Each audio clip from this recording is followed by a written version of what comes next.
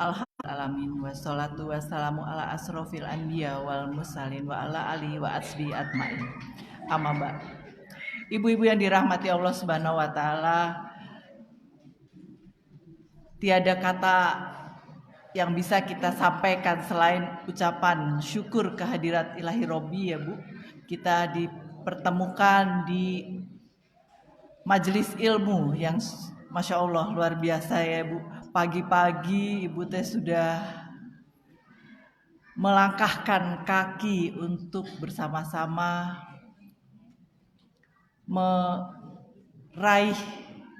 meraih ilmu untuk insya Allah bisa kita gunakan demi mempersiapkan, kalau pagi ini adalah untuk mempersiapkan generasi kita, mempersiapkan anak-anak kita. Apakah hanya ibu-ibu saja yang kira-kira diperlukan untuk bersama-sama di sini? Oh tentu tidak, karena memang Allah sampaikan kita itu bersama bapak-bapak gitu. Jadi alhamdulillah bapak-bapak juga sudah hadir di sini. Hatur nuhun kepada bapak-bapak juga, ananda yang di belakang, Masya Allah, barakallah. Ya, ibu-ibu yang dirahmati Allah Subhanahu wa taala, masjid ini menjadi saksi ya. Di tempat ini adalah menjadi saksi awal mula pergerakan penguatan gerak langkah Muhammadiyah Aisyah Kota Garut. Bukan hanya Kota Garut saja, tapi juga wilayah Jawa Barat. Betul tidak Bu? Ini adalah menjadi saksi. Artinya kalau sudah kebayang gitu ya, betapa dulu pendahulu kita mempersiapkan masjid sebesar ini, kan tidak ujuk-ujuk gitu ya, tidak ujuk-ujuk hadir seperti ini. Bagaimana kebayang bagaimana menyiapkan tanahnya gitu ya, menyiapkan tempatnya, memikirkan kegiatannya, memikirkan aktivitasnya. Itu saya sih merasa belum sanggup gitu melakukan itu. Nah terus kita ngapain ini kalau kemarin sebelum ya para pejuang sebelumnya itu sudah melakukan sebegitu banyak, lalu kita ini apa yang bisa kita lakukan gitu? Apalagi gitu ya, masa bentangan amal yang sudah diberikan ini kok apa gitu yang bisa kita dapatkan gitu, apa yang bisa kita langkahkan gitu. Itu harapannya ibu-ibu. Jadi kumpul kita, langkah kecil kita, insya Allah berkah kalau kita bisa mendapatkan sesuatu untuk kita lanjutkan, untuk menguatkan anak-anak kita, generasi-generasi kita yang nanti yang melanjutkan ya kemegahan langkah ini ya.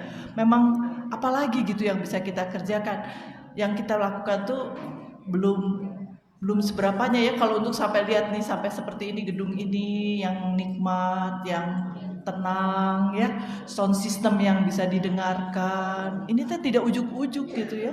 Saya mencoba menjadi bagiannya aja asa teka pikiran gitu, nggak kepikiran gimana caranya ya.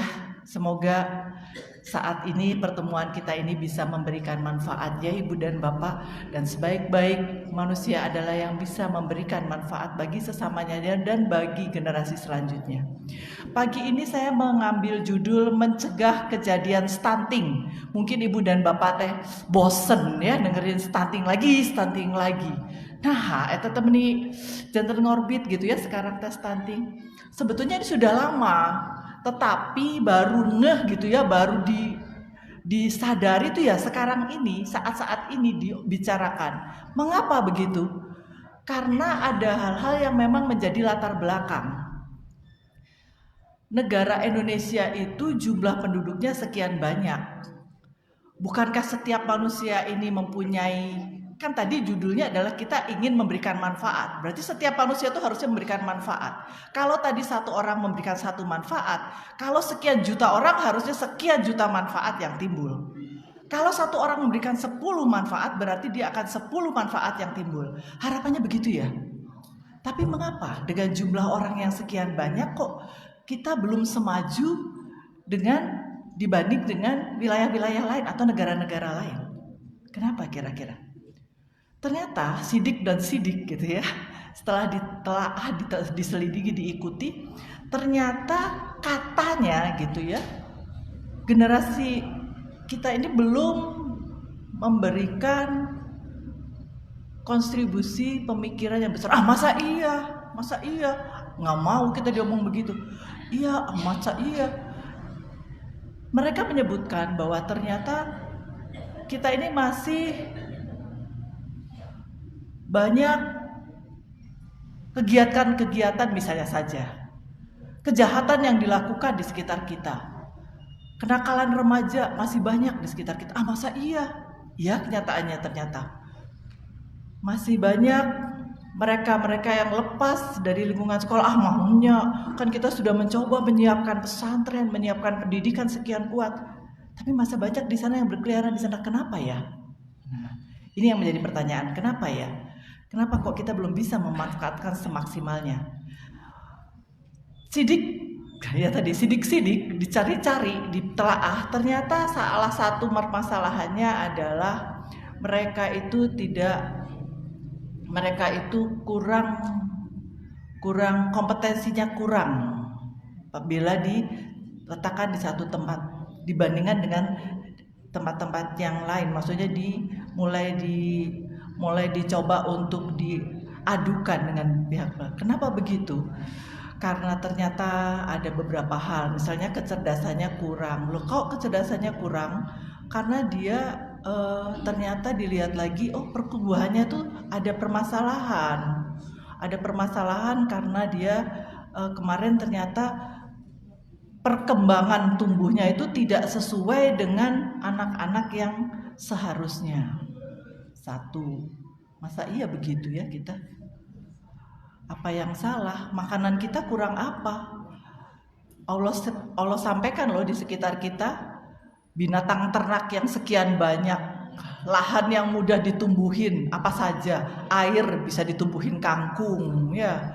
Terus sekitar kita itu misalnya saja bonteng bisa kita makan, gampang dicarinya, apalagi jengkol, gampil dimakan, dimasak, kita senang. Loh, kenapa kok enggak? Masa iya sih kita tidak dianggap tidak cukup makanannya? Ikan, segala balong kemana-mana, kita mah balong banyak, laut luas. Masa iya anak kita tuh kurang makan sehingga perkembangannya terganggu? Masa iya begitu?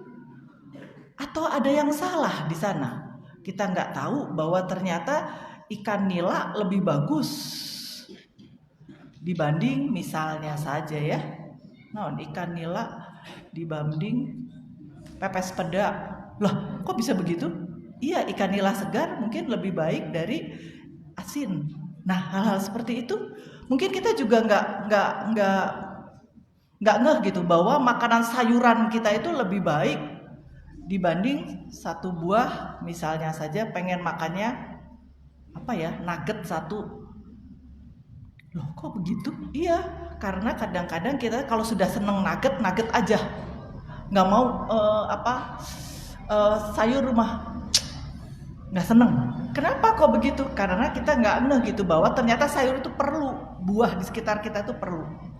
Nah, sebetulnya ternyata stunting bukan hanya masalah makanan, tapi juga masalah pola asuh kita terhadap anak-anak kita. Pola asuh yang mana kita juga sayang sama anak-anak kita, benar gitu.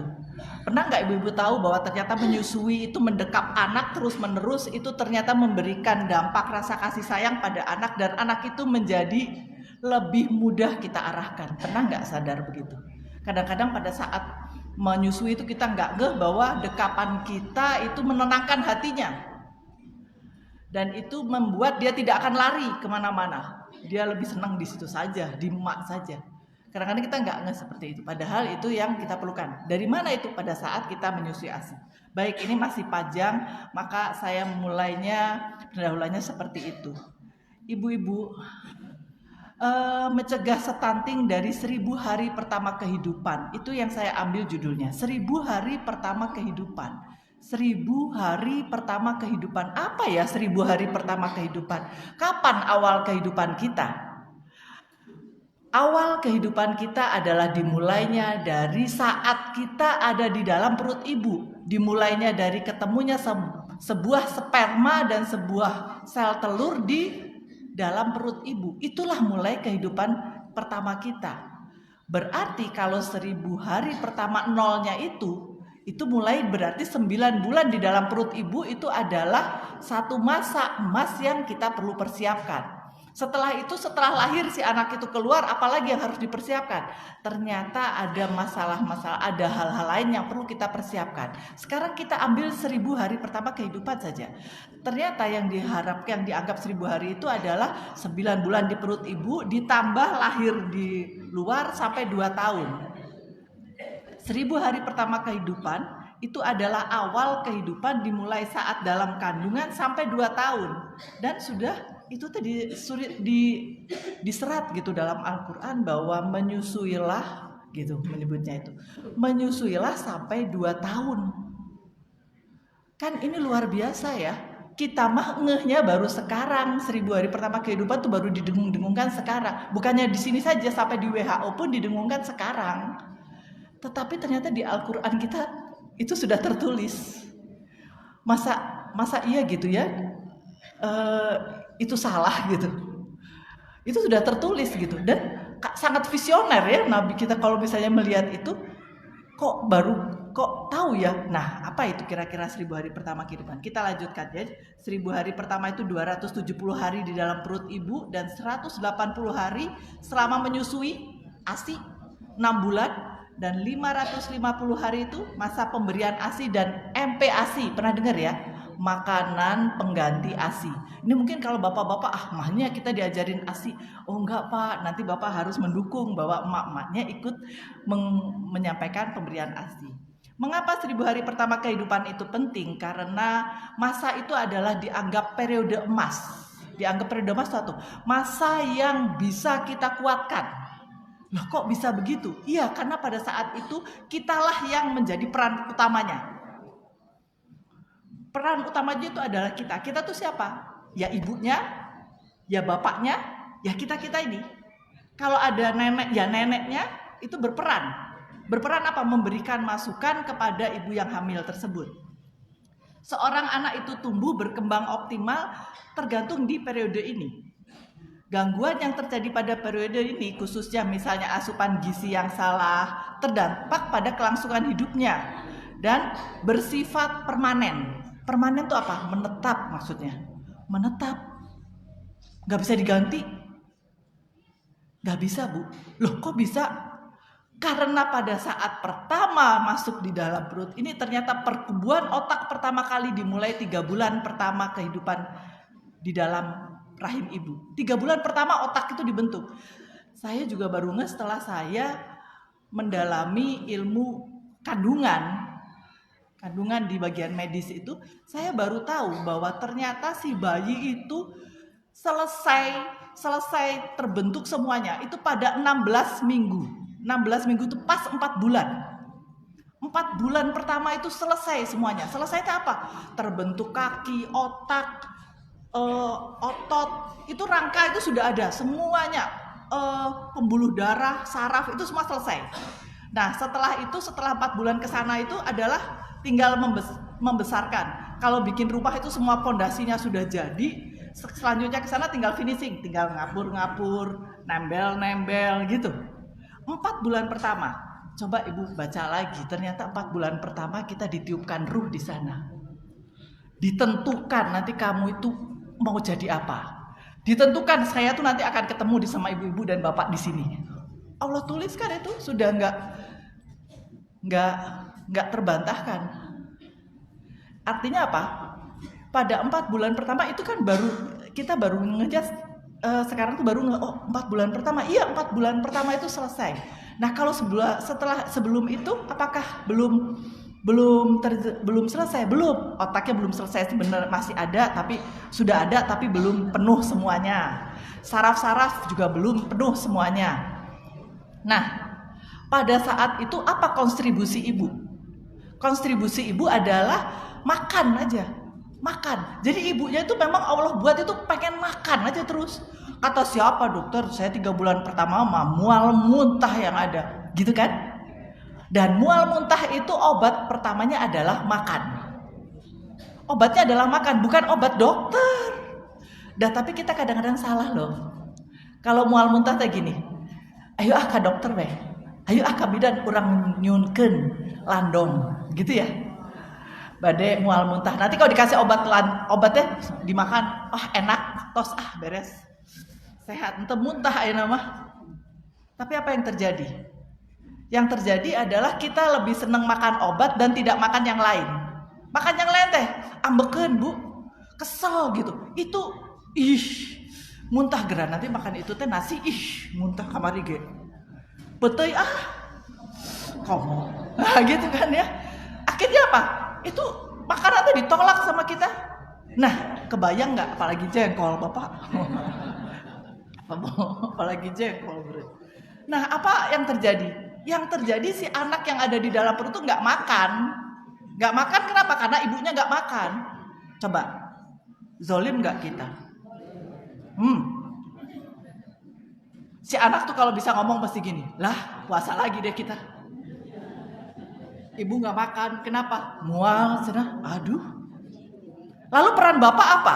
Peran bapak adalah, coba bayangin, pada saat itu tuh ibu tuh saking harus pengen makan terus, segala itu dipikirin. Misalnya begini, hoyong rujak anu di pojokan teh geura bapak, di pojokan teh geura nu tikungan ka 10 kedah di ditu dah.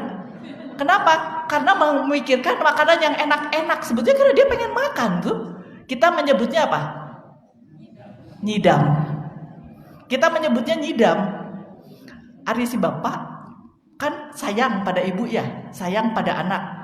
Itu sudah Allah buat itu channel-channel sayang ibu dan bapak itu teh. Apa yang terjadi? Bapak teh, sok mangga Bu di mana? Pokoknya kedah tikungan 10, papi teh 10 teh tiasa Pak. Mangga sok.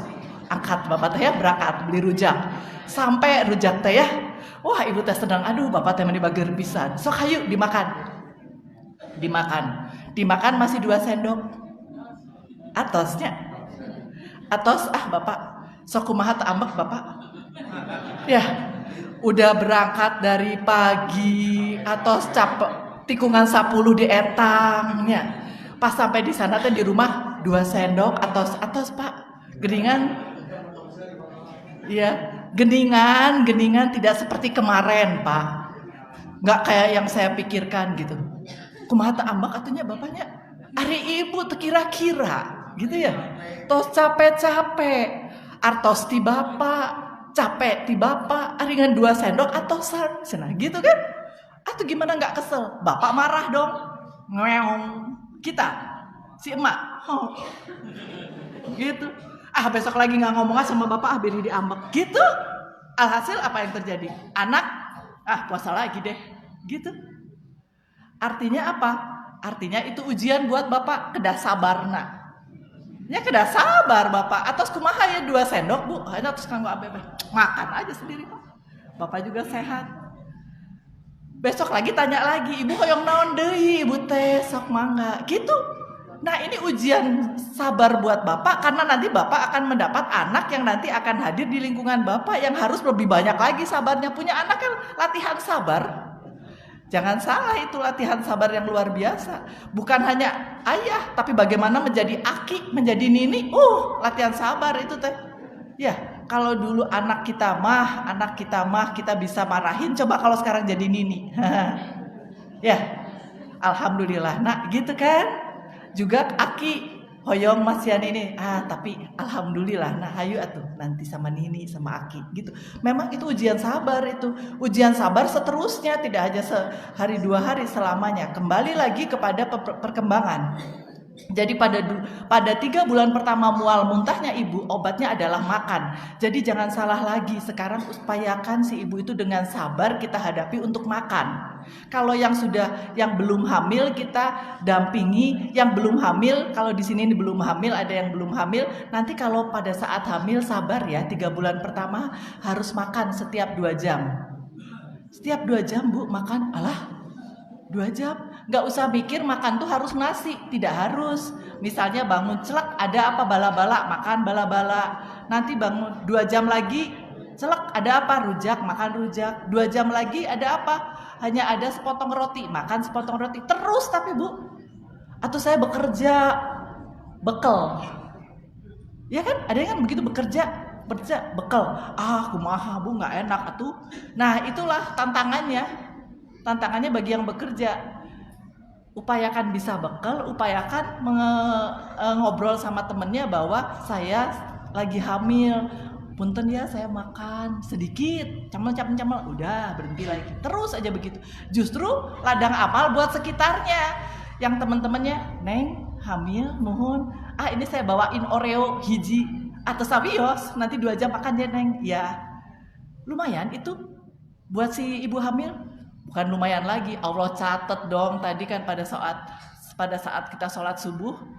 Walaupun hanya 1 biji zarah pun Allah catat dong. Bukan hanya Allah catat saja, Allah ganjar itu. Jadi hanya 1 buah Oreo, kata kita sebuah Oreo. Tapi kata Allah, bagaimana kalau Allah yang menggandakan? Ya alhamdulillah.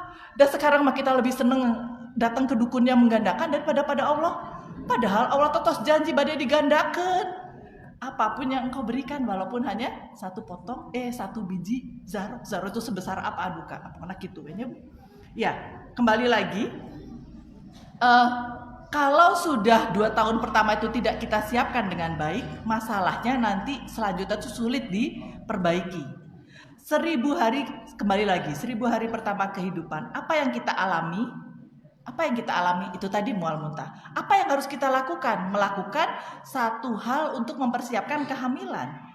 Makanan apa yang 1000 hari itu bisa diperlukan untuk bayi? Oke, apa ini?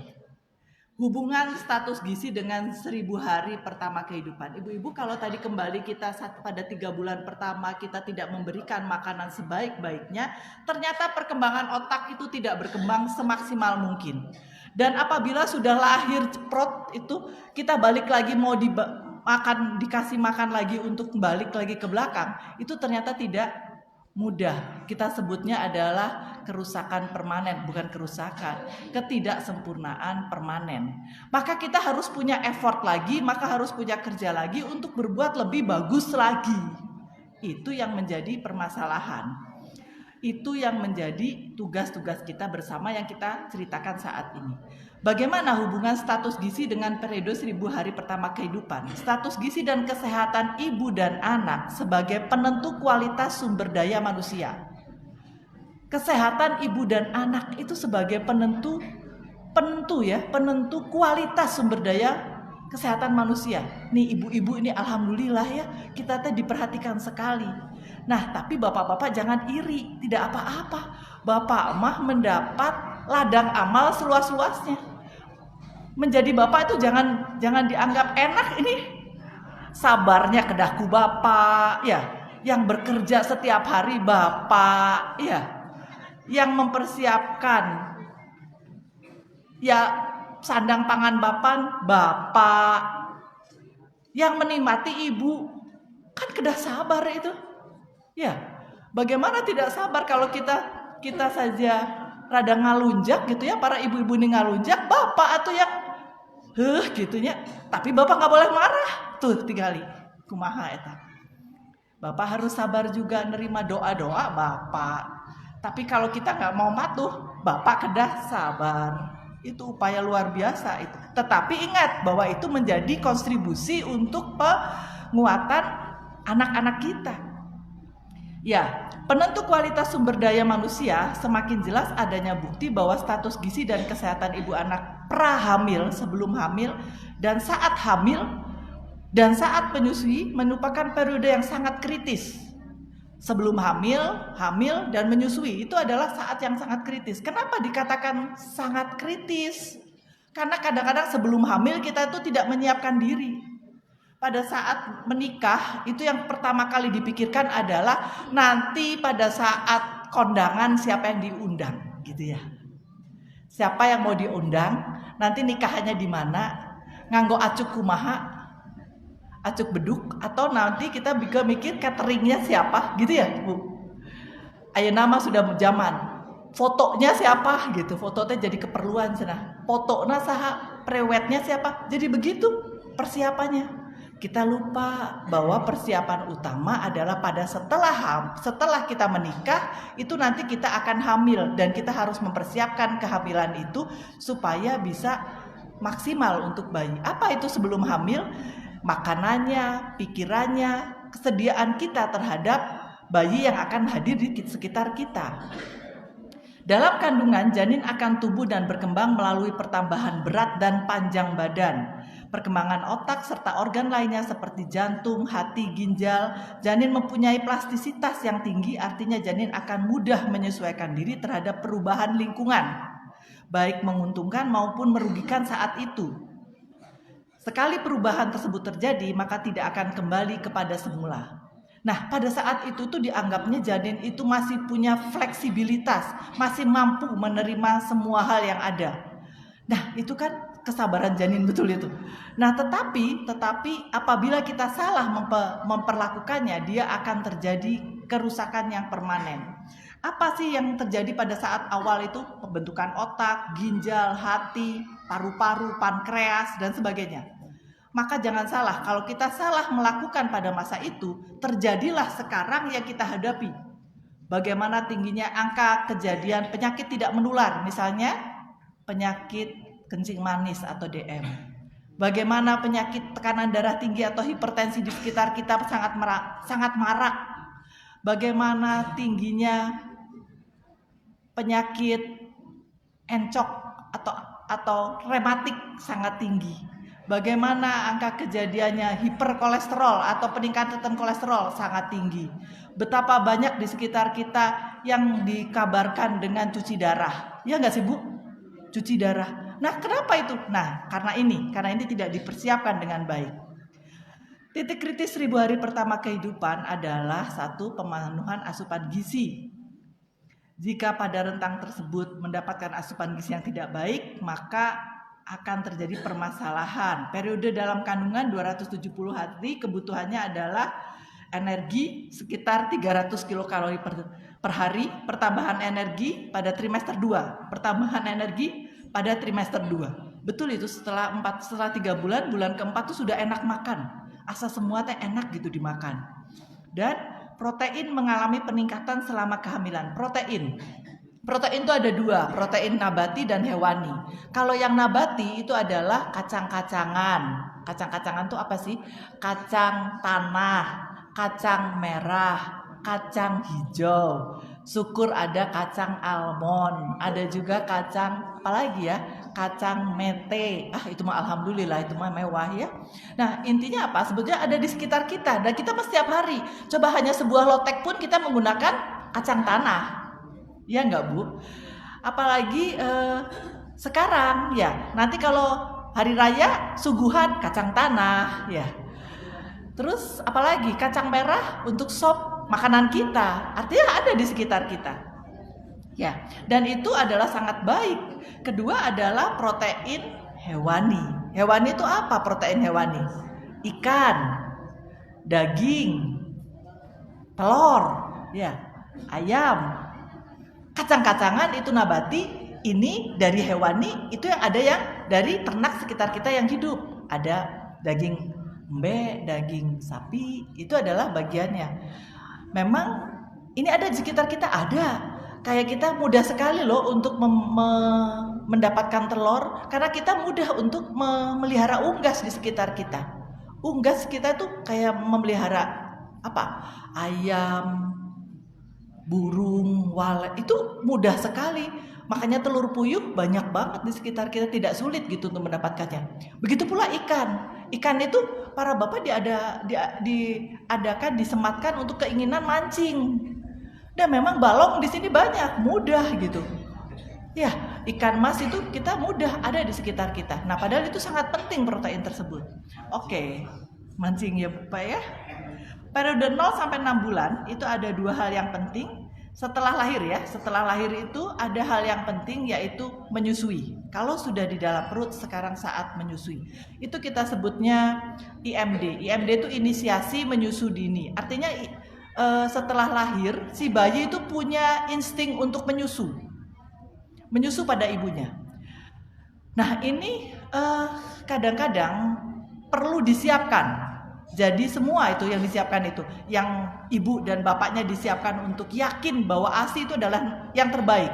Coba bagaimana tidak ya, ASI itu memang air susu ibu itu memang untuk siapa? Untuk anak. Kadang-kadang kita lupa, kita mah kadang-kadang lebih senang dengan susu sapi untuk anak. Dari mana? Susu formula. Nggak seneng sebetulnya dok, tapi dasarnya nggak keluar asinya, suka begitu kan? Jawabannya ya, nggak seneng sebetulnya, ada mahal oke, udah sesah oke, tapi nggak keluar susunya gitu ya. Nanti kita bahas kenapa dia nggak keluar. Nah, yang kedua, pada ASI itu pun ada imunitas dari ibu yang perlu ditularkan kepada si bayi. ASI itu ya. Yang ketiga, kedekatan pada saat menyusui itu ternyata memberikan ketenangan pada bayi. Dan bayi yang dilatih tenang itu dia lebih mudah dikendalikan daripada yang diabur. Jangan salah, kalau sekarang anak kita susah dipegang, mungkin dulu kita memang jarang memegangnya.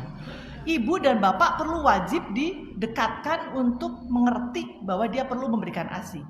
Tapi juga lingkungan sekitarnya, yang tadi, ya nenek, ya kakek, ya uwa, ya bibi, upayakan untuk tidak menawarkan selain ASI.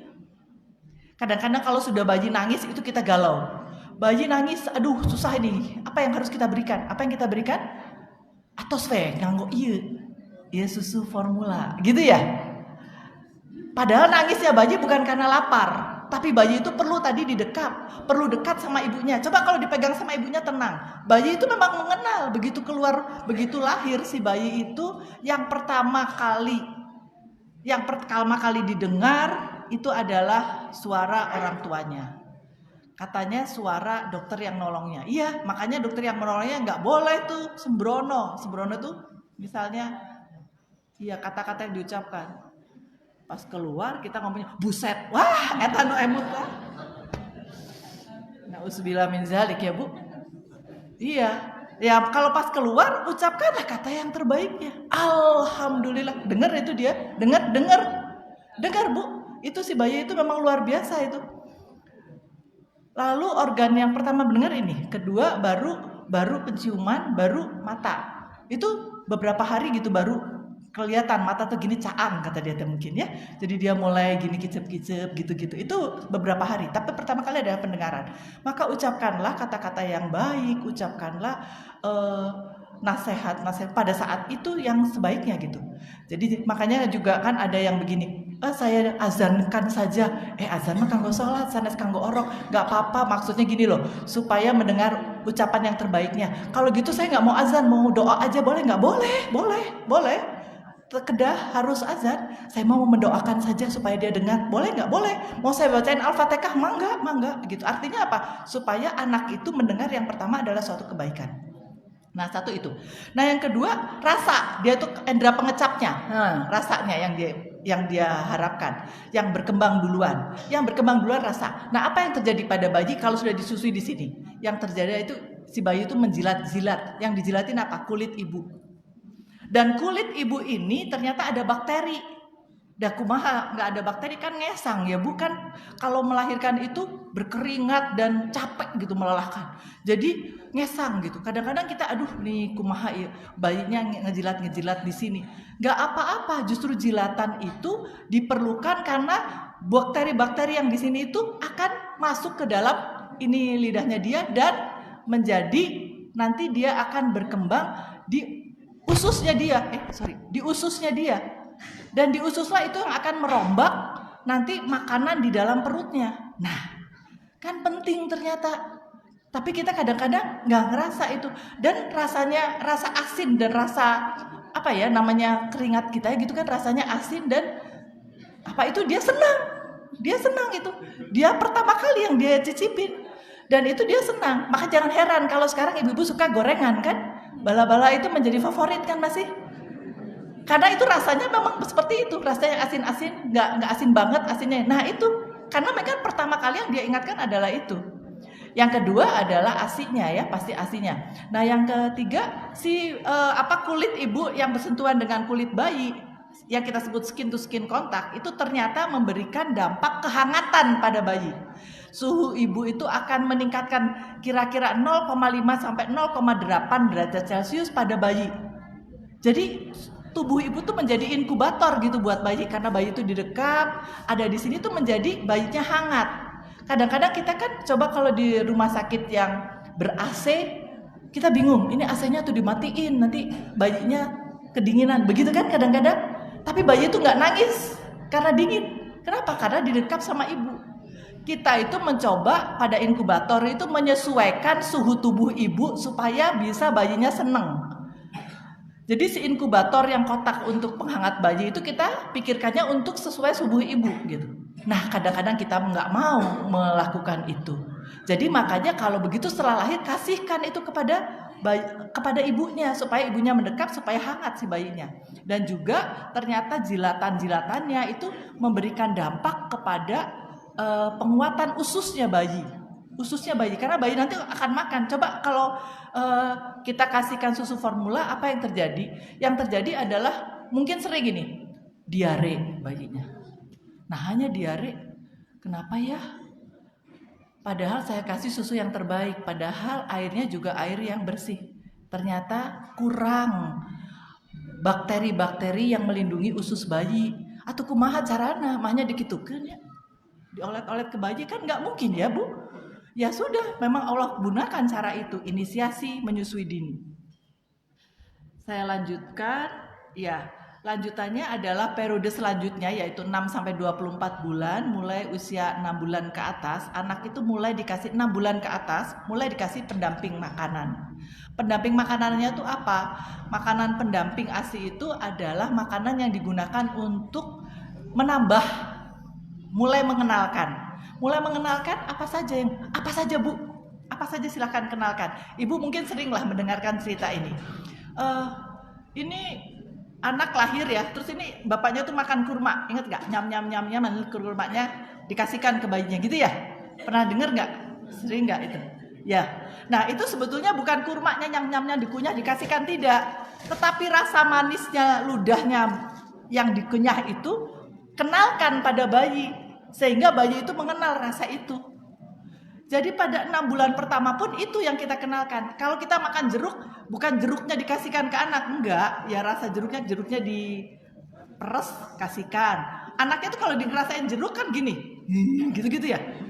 Sieunan dia juga ya, dah asem ya. Tapi biarkan, itu menjadi sensasi pertama yang dia perlu rasakan gitu.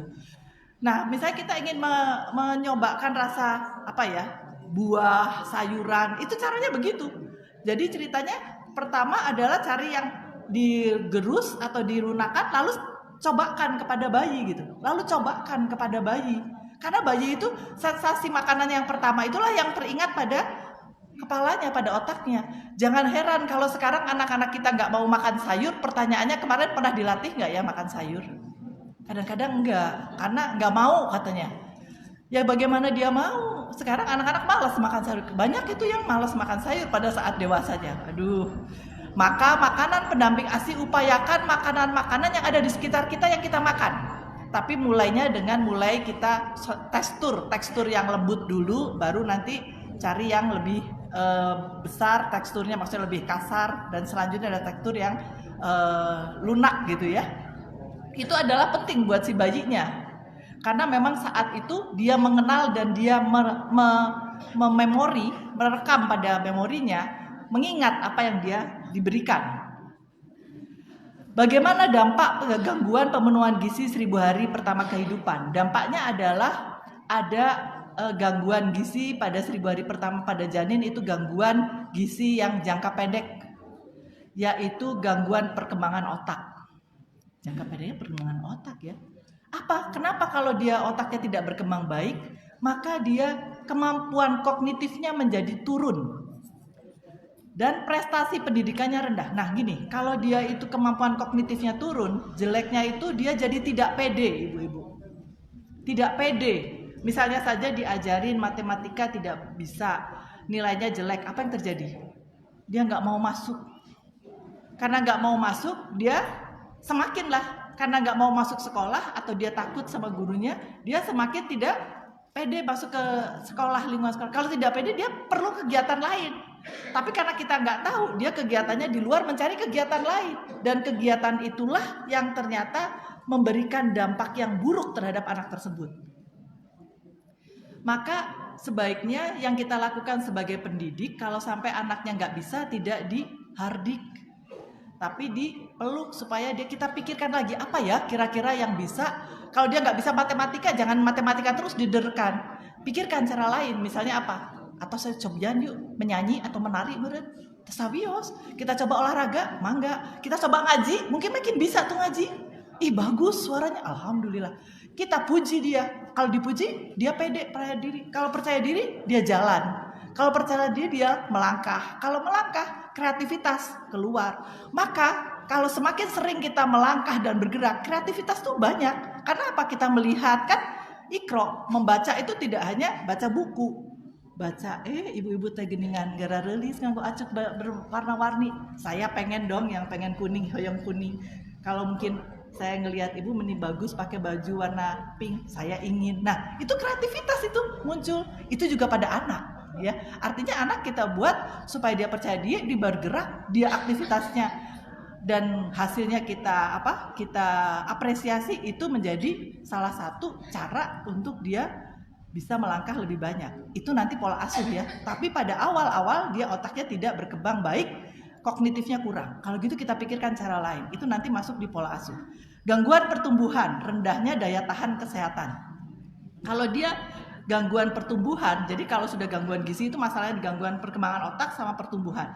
Kalau pertumbuhannya tidak baik, apa artinya? Dia mudah sekali sakit. Atau kita sebutnya ririwit, ya kalau bahasa Jermannya mah ririwit ya. Ya ririwit mohon. Ririwit itu mudah sekali sakit. Kena hujan sedikit sakit. Terus kita menyebutnya anak teh masuk angin. Terus harareeng. Nah, itu adalah satu keadaan dia daya tahan tubuhnya tidak meningkat baik. Nah, kalau tadi kekurangan gizi, bagaimana dengan kelebihan gizi? Atau kegemukan, boleh nggak? Tidak. Mengapa tidak? Karena memang kan sudah ada aturannya kita mah. Alhamdulillah kita sebagai muslim, alhamdulillah tidak boleh berlebihan, tidak boleh kekurangan. Kita ada di tengah. Ini luar biasa ini. Ternyata kegemukan diketahui, disinyalir banyak masalah. Gangguan metabolisme tubuh, meningkatnya resiko untuk diabetes, untuk obesitas atau tadi gangguan kelainan jantung, ada kanker, stroke, dan disabilitas yang lain. Disabilitas itu adalah kesehatan lain. Misalnya saja kalau sudah stroke kita menjadi bagian yang perlu penolong, ya itu kita sebut kecacatan. Kalau kurus, kalau gangguan gizinya berat, kematian. Angka kematian bayi atau angka kematian anak kita masih tinggi. Dan paling menyedihkan adalah karena mereka masih tinggi karena kekurangan gizi. Jadi masa iya sih?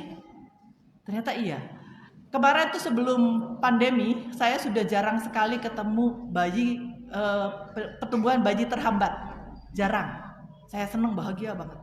Tapi setelah pandemi, Bu, banyak sekali. Saya 3 kali, 1 minggu itu dapat 3 pertumbuhan janin terhambat. Artinya gimana? Nggak bisa dibalik lagi itu teh. Mau kita lanjutkan, nggak bisa dibalik lagi. Dan begitu nanti dilahirkan dengan semua permasalahannya. Tapi ya apa boleh buat, pertumbuhan janin terhambat. Jadi janinnya tuh di dalam perut sudah terhambat gitu, pertumbuhannya nggak besar. Kadang-kadang kita kan mendapat arahan begini, jangan, nggak usah besar-besar di bayi mah, nggak usah gede-gede, nanti aja di luar dibesarkan. Itu salah. Bukan nggak boleh besar-besar sekali, memang nggak boleh. Tapi yang normal-normal saja, di atas 2.500 tuh sudah cukup gitu. Jadi tapi kalau misalnya di atas 4.500 ya nggak boleh kalau sebesar itu ya. Baik, prevalensi gangguan gizi pada bayi dan balita di Indonesia, beberapa masalah masih kita hadapi, yaitu salah satunya adalah stunting ya. Stunting itu adalah panjang badan dan tinggi badan menurut umur kurang dari 2 SD.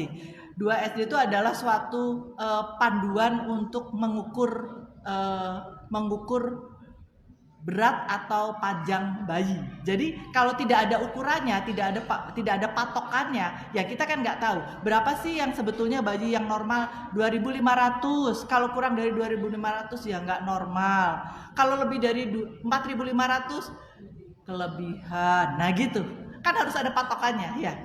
Nah, maka stunting pun demikian. Kita tuh di muslim tuh sangat ketat dengan itu loh, dengan patokan. Coba, sholat subuh ada patokannya, nggak boleh sholat subuh pada jam 8, ya tetiasa. Ya, sudah ada patokannya. Puasa juga begitu, ada patokannya. Sampai maghrib, setelah maghrib badai isya, ada badai soleh pisan. Ya nggak ada yang mau yang amalannya tidak ada pahalanya di sana gitu. Itu sangat ketat, artinya panduan waktu itu sangat ketat. Ya, Ibu dari berapa? Saya sampai jam berapa? Khawatir saya keenakan nih. Oh gitu? Saya tutup sampai 6:30 gitu ya? Biar bisa dialog. Oke. Nah, status gizi balita Indonesia itu yang paling sekarang kita hadapin yaitu stunting ya, masih tinggi panjang badannya. Satu lagi berat badannya sangat rendah. Wasted itu berat badannya yang kalau kita bilang kurus kering tuh ya, yang kurus sekali.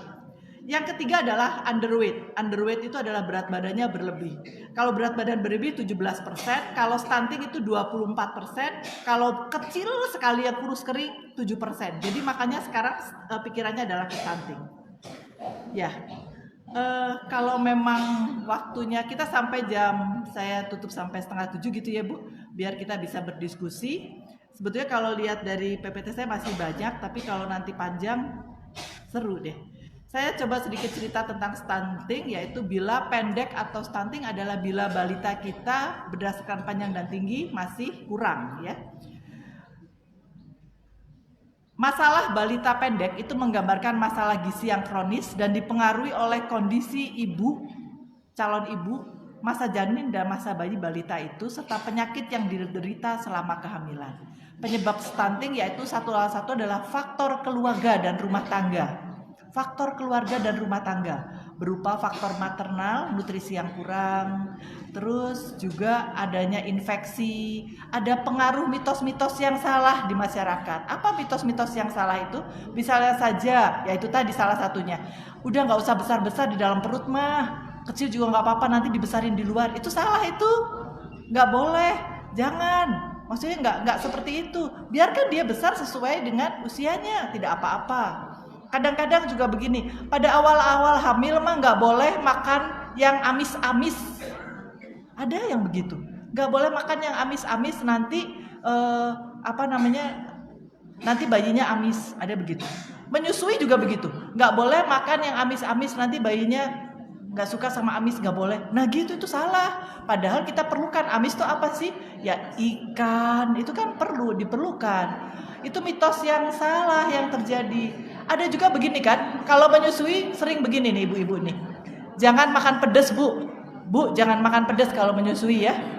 Kenapa? Nanti sehah bayi, gitu. Amit-amit, enggak kali. Ya Allah, itu mah meremehkan Allah. Allah itu kan sudah membuat satu desain di mana kalau ibu makan, pedasnya itu akan diolah sama tubuh sehingga nanti yang kembali ke bayi itu tidak ibunya kepedesan gitu. Tapi sering kan kita begitu sampai di satu tempat seperti itu.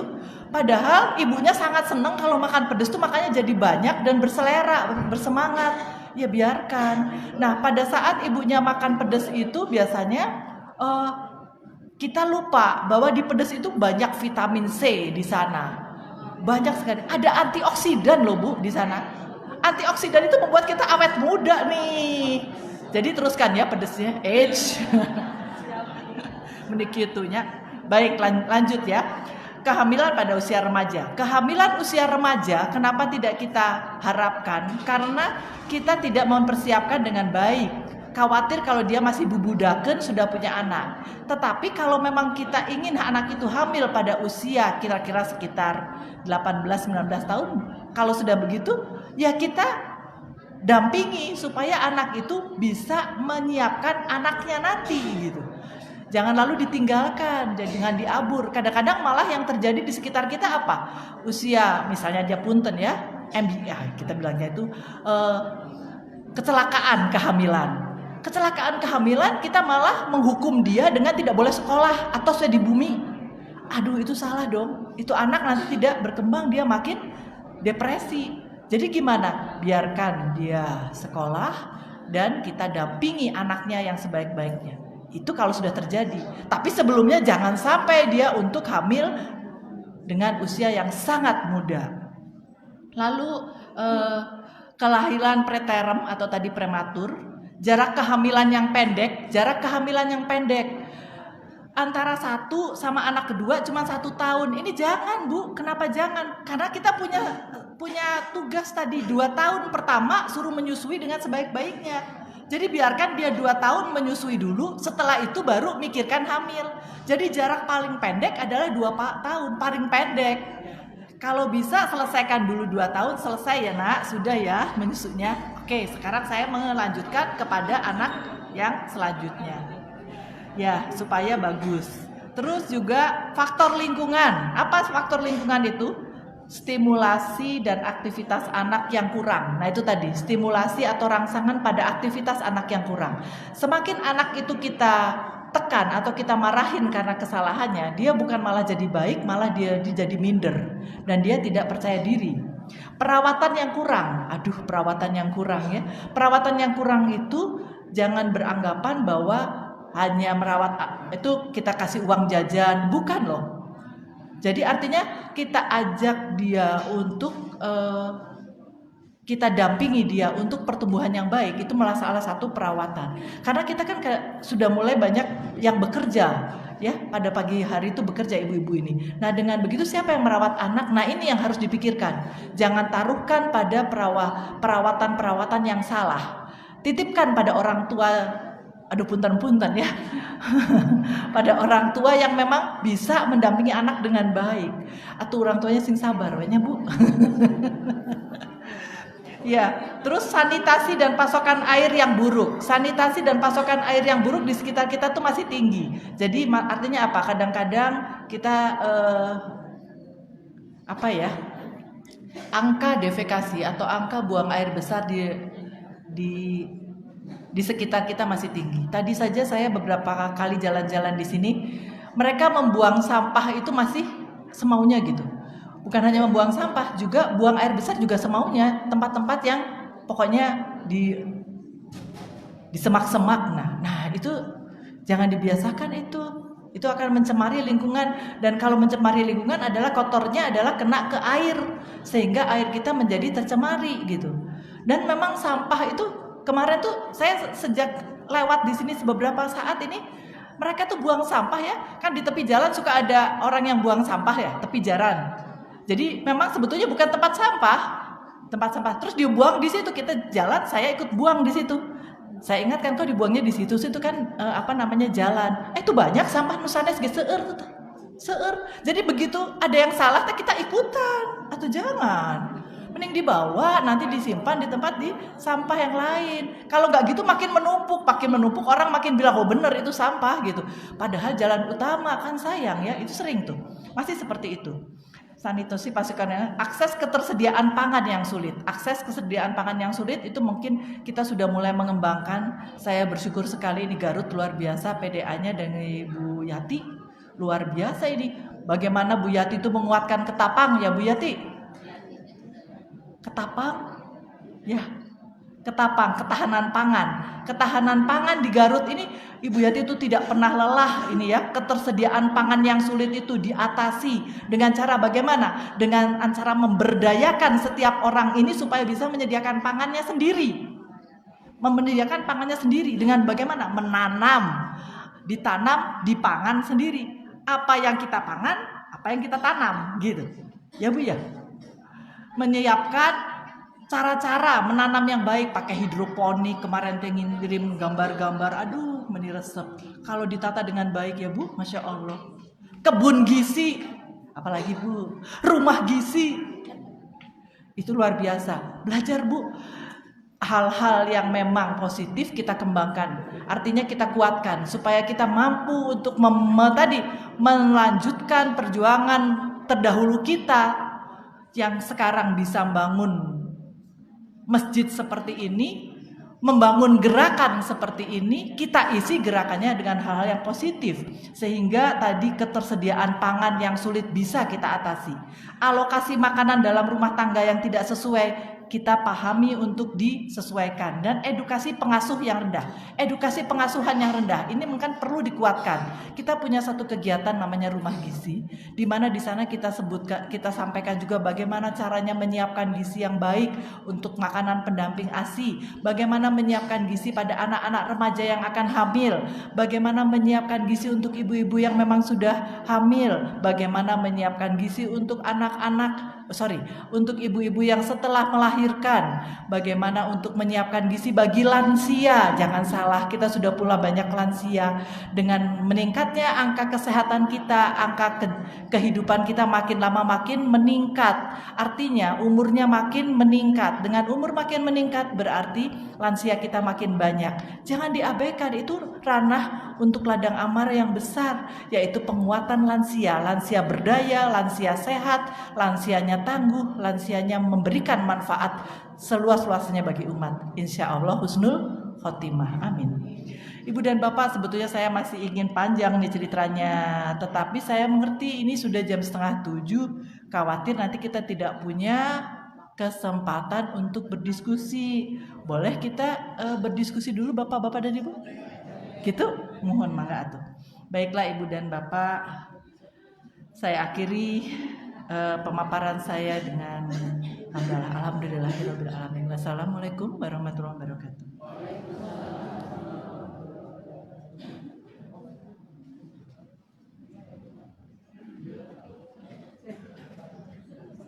Alhamdulillahirabbil alamin.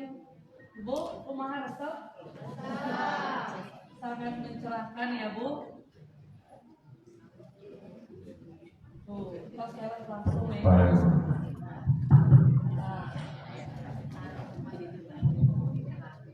Ayah masih penasaran? Ya, ibu-ibu lanjut karunya. Bapaknya ambek. Sudah pilih pertanyaan. Ya, sudah ibu nyabunya. Dalam siap. Ibu tilu. Mana ibu Aisyah adalah ibu Jepi. Terus ngacung tak tadi. Assalamualaikum warahmatullahi wabarakatuh. Waalaikumsalam warahmatullahi wabarakatuh. Puntenna direna simkuring kasebaraha kali ngaku di hari-hari yang lain, namun rutina karena sinyal menyampaikan. Masya Allah. Jadi alhamdulillah Bu, ternyata sangat mencerahkan betul khusus untuk saya sendiri. Namun ada beberapa pertanyaan yang akan saya usulkan. Yang pertama, istilah stunting ini baru booming sekarang. Padahal kalau diamati kehidupan zaman waktu saya kecil dengan kehidupan zaman sekarang jauh berbeda. Dilihat dari satu aspek saja, yaitu cara makan aja ya, minum. Kalau zaman saya kecil makan dengan jelantah itu masya Allah ya, enak, atau terasi yang dibakar diperlukan. Kalau sekarang mana ada yang makan seperti itu. Tapi mengapa stunting baru booming sekarang? Yang pertama itu. Yang kedua, mohon penjelasannya, apakah seorang ibu hamil terus dia itu memiliki beberapa pikiran. Ini kejadian yang dialami oleh saya waktu itu hamil ketiga anak kembar. Karena anak kedua ada yang kembar. Alhamdulillah. Jadi hamil ketiga saya baru 3 bulan, punya perasaan bagaimana ini anak, karena kebetulan saya mengajar, kebetulan peraturan yang dulu beda dengan yang sekarang, jadi agak ketat. Jadi saya berpikir bagaimana ini anak nanti kalau sudah lahir, ya, apakah mau oleh yang babysitter atau kepada yang lain, sehingga manakala beberapa saat kemudian saya terjadi ternyata oleh dokter bahwa janinnya tidak berkembang sehingga harus dibersihkan. Apakah ada hubungannya antara pemikiran seorang ibu hamil. Yang ketiga, kalau zaman dulu ada istilah kewayahan. Jadi waktu anak usia 7 minggu itu sama orang tuanya, ibunya dikasih beberapa jenis makanan. Nah, apakah itu ada dampak khususnya pada anak pencernaan? Karena tadi yang dikasih RPASI itu 6 bulan, karena sedangkan ini baru 7 hari. Tapi untuk saya tidak melakukan hal seperti itu. Yang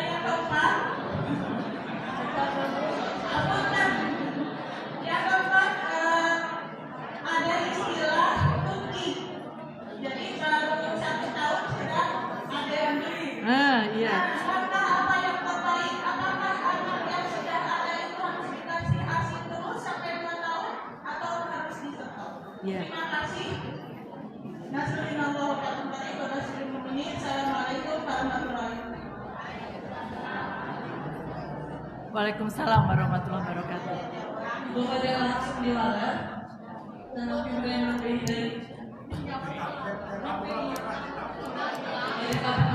Enggak, Yus. bagi biji kesina opak. Biji dari mana kalau bapak-bapak kira yang terna, enggak.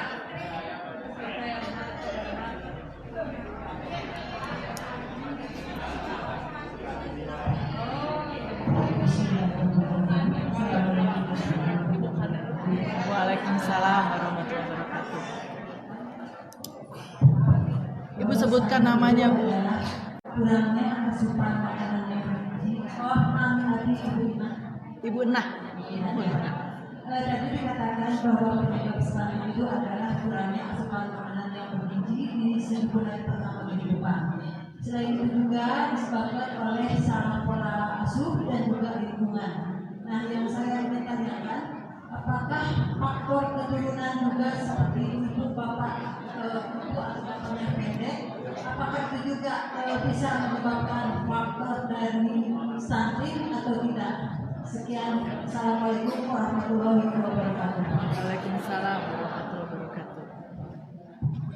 Bapak-bapak yang mengawal itu segala. Bapak yang mana? Waalaikumsalam. Ya, kenyataan di lapangan ada seorang anak yang pendek, yang kecil, kemudian tapi energi gitu. Dan ya kata ibunya dari rumah itu kudrat. Nah, sampai sejauh mana ya antara bukan stunting dengan kudrat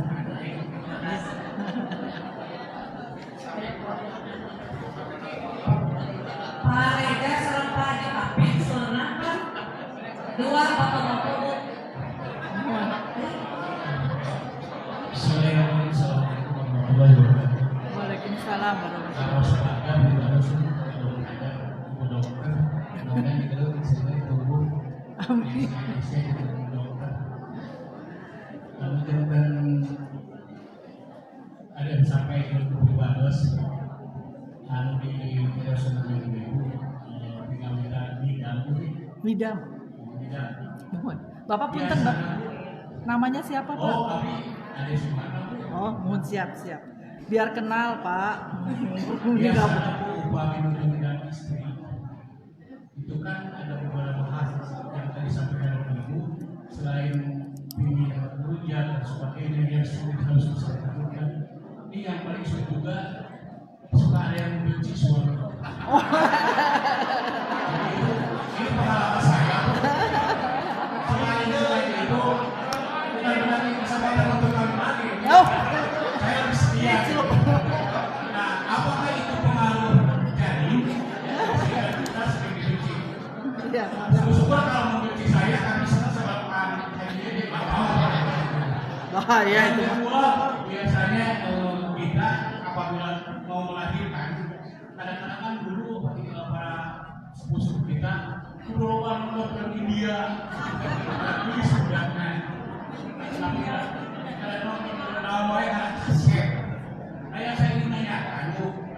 ketika kita lahir anak, kok condongnya ke ibu misalkan. Tapi kadang-kadang condongnya mirip cipres ke bapaknya. Tapi mudah-mudahan ya tidak seperti itu. Nah ini tanyakan apakah pengaruh gen yang kita kasihkan ke istri itu lebih dominan ke istri atau lebih dominan ke suami? Enggak. Yang saya terakhir, segagah apapun laki-laki kalah dengan perempuan. Karena istri mah sok ngandung. Apa? Ayo pamakan sok mengandung. Tapi pamakan mah udah ngandung, bukan pemakan. Assalamualaikum warahmatullahi wabarakatuh. Waalaikumsalam warahmatullahi wabarakatuh. Bismillahirrahmanirrahim. Singkat saja karena waktu. Bapak Sampaikan oleh namanya narasumber kaitan dengan nama Habib Habibin. alhamdulillah. Kaitan dengan masa menyusui dokter.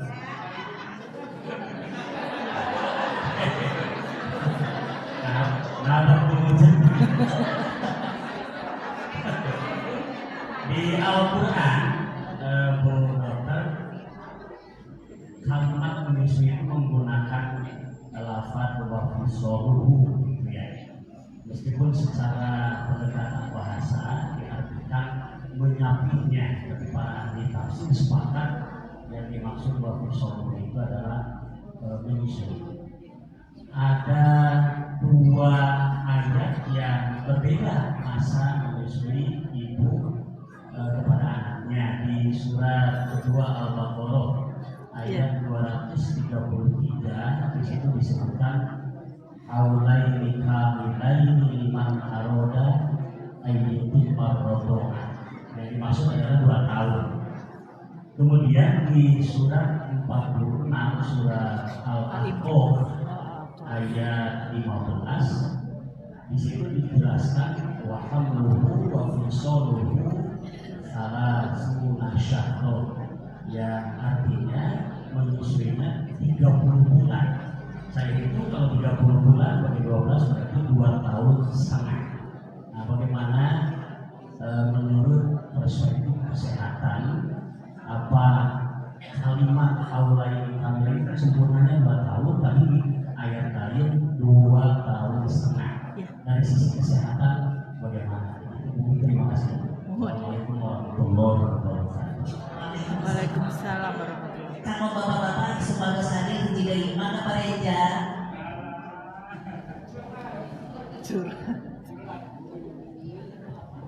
Assalamualaikum warahmatullahi wabarakatuh. Waalaikumsalam warahmatullahi wabarakatuh. Mohon boleh konsultasi mumpung gratis. Udah gitu. Bapak punten nami. Bisa aman dikit. Oke, siap. Alhamdulillah Promojo 7. Alhamdulillah. Beberapa tilu kalau Anda bisa datang. Alhamdulillah. Promojo masih bertahan di Bali. Ayana mau terima kasih. Ini sangat saut buat mungkin pertanyaannya kalau di bawah saut gimana? Karena ada dari waktu 4 bulan cek di dokter, BB masih standar Bu, tensi bagus. Tapi pas itu kemarin cek hari 2 saut, BB naik, memang langsung 1 bulan itu 4 kilo pun naiknya. Terus tapi tensi tinggi. Terus di hari ke-15 kemarin sempat batal sahur karena pusing di siang hari. Dan baru saja tadi subuh juga sahur tapi pusing katanya. Mungkin tipsnya gimana atau mungkin bagaimana sih kalau misalkan ibu hamil usia seperti hamil 5 bulan itu di bawah sahur? Mungkin atau mohon. Assalamualaikum. Waalaikumsalam warahmatullahi wabarakatuh. Cekapnya. Mohon. Saya pengen menjawab punya Pak Reza ini, boleh ya? Boleh. Khusus, ini mau edisi khusus ya. Kedah mayar ke Pak Reza. Ini Pak Reza Coba saya sarikan ya Pak Reza. Hamil 5 bulan, saum. Tapi pada saat hamil berat badan naik sampai 4 kilo. Ya, terus pada saat saum ya, 4 kilo saat saum gitu kan. Terus tensinya naik, tekanan darah itu naik. Terus nyeri kepala. Ini bahaya Bu, Pak, tanda bahaya punten pisan. Kenapa tanda bahaya? Karena kita itu punya patokan pertambahan berat badan pada ibu hamil yang baik itu 0,5 kilo per minggu. Jadi sebulan itu kalau sebulan itu 4 minggu, jadi sebulan itu kira-kira 2 kilo. Nah ini kok naik sampai 4 kilo, itu kita gitu Pak, kagetin. Satu ya. Nah kalau begitu pertanyaannya loh, kenapa bisa naik seperti itu? Pasti ada sesuatu yang nggak beres. Satu adalah bengkak. Bareh Pak. Bareh, naon tanya bareh tuh kakinya bengkak. Pertama kali yang paling kelihatan itu. Jadi bengkak atau bareh. Nah kalau itu ada, cepet-cepet bawalah ke puskesmas atau ke dokter untuk mendapat penata laksanaan. Kedua, tensi tinggi, tekanan darah tinggi. Jadi kalau pada saat puasa bukan begini, kalau saat puasa harusnya nggak naik ya berat badannya, enggak, boleh aja naik, tapi jangan banyak-banyak, paling ya itu 0,5 kilo per minggu. Kalau sekarang sampai 4 kilo berarti ada sesuatu Pak. Ini jangan takut ya Pak ya, tetapi kita perlu ikhtiar cepat-cepat supaya ibu teratasi gitu. Kedua, tensi meningkat, jadi harusnya kalau kita puasa rata memang tensinya harus menurun, tapi tidak turun sampai di bawah normal, enggak. Jadi jangan kaget kalau ibu-ibu kemarin di tensi 120, kalau saat puasa jadi 100, aduh saya darah rendah, enggak, karena memang puasa ya. Turun tapi jangan turun banget. Yang ketiga, tanda awalnya adalah nyeri kepala. Nyeri kepala itu bukan karena dia tidak makan, bukan, karena memang paket penyakit ini. Kita khawatir ada keracunan kehamilan yang disebutnya gitu tuh. Disebutnya pami bahasa bagus nama preeklamsi gitu. Nah ini perlu dikhawatirkan. Jadi kalau mungkin Bapak nanti pulang, sebaiknya Ibu tidak puasa. Tidak puasa itu bukan apa-apa, bukan karena kita bukan karena kita anggap ini puasa itu membebani dia, tidak. Karena dia sakit, dia sedang sakit ini. Kan sedang sakit, kita dapat keringanan dari Allah untuk tidak puasa. Saat hamil pun punya keringanan untuk tidak puasa. Tapi kalau ibu ini sedang sakit, jadi sebaiknya kita obatin dalam arti kata cek tensinya, tekanan darahnya, sakit kepala. Nanti selanjutnya yang terasa pada ibu ini nyeri ulu hati. Nah kalau nyeri ulu hati mungkin Bapak menganggapnya ndak puasa atau dabu gitu kan. Padahal itu satu paket penyakitnya. Yang ketiga yang khawatir lagi pandangan kabur. Jadi bukan ngelihat Bapak jadi tekasep, bukan. Tapi pandangannya memang kabur. Ke yang lain juga jadi remang-remang. Nah itu khawatir, ini sudah mulai kita warning. Itu paketan penyakitnya. Jadi mohon untuk Ayu datang ke tenaga kesehatan terdekat untuk nanti mendapat penata laksanaan. Sebaiknya tidak puasa dulu karena memang puasa buat ibu ini, ibu sedang sakit ini. Nanti ada jalan kan, bisa kita bayar fidyah atau kita nanti menggantikan. Monggo, daripada ibu nanti bahaya ya. Jangan takut Pak, kita doakan semua. Makin banyak yang mendoakan istri Pak Reza, insya Allah Pak Reza hamilnya jadi sehat, hamilnya berkah. Gak usah nambah ketiga ya. Jangan nambah yang ketiga ya, anak yang ketiga aja. Bukan istri yang ketiga ya Pak. Baik, untuk Pak Reza, cekap ya Pak ya. Ya, sok. Nanti kalau perlu diskusi Bapak boleh mojok nanti diskusi sama saya karena itu memang penting buat Bapak. Ya, karena penting ini buat Pak Reza. Baiklah, kita lanjutkan. Tadi saya menjawab karena ada Pak Reza jadi pengen cepet-cepet jawab. Saya sudah galau ini nanti kalau ada apa-apa. Baik, pertanyaan saya tadi nanya atau mundur ya, saya menjawab mundur aja tadi dari Pak Haji Hafid. Yang Pak Hafid ini menanyakan masa menyusui pada surat Al-Baqarah 223 itu dikatakan 2 tahun, pada surat Al-A'raf itu juga dikatakan 2,5 tahun. Ya, makanya itu Pak. Kalau tadi juga menjawab hal yang sama dari pertanyaan ibu yang pertama itu, aduh ibu siapa namanya? Ya, Ibu Epi ya, Ibu Haji Epi. Tadi Ibu Epi juga bertanya, kenapa ya hari sekarang jadi booming, kemarin-kemarin mah enggak? Tapi ternyata setelah kita lihat, kita tilik di Al-Quran itu memang betul 2 tahun, 2,5 tahun. Kita baru ngeh sekarang. Dan manusia dengan semua kelemahan dan keterbatasannya, beginilah manusia. Apalagi kita nggak baca Al-Quran, nggak akan tahu itu bahwa itu teh penting, bahwa itu teh perlu, nggak akan tahu borokara. Nah, Bapak memberikan pencerahan juga pada saya. Jadi diingatkan, ini ada yang 2 tahun, ada 2,5 tahun. Bagaimana ini? Maka kami memang betul Pak, dari sisi kesehatan itu betul Pak. Kita berharap di 2 tahun.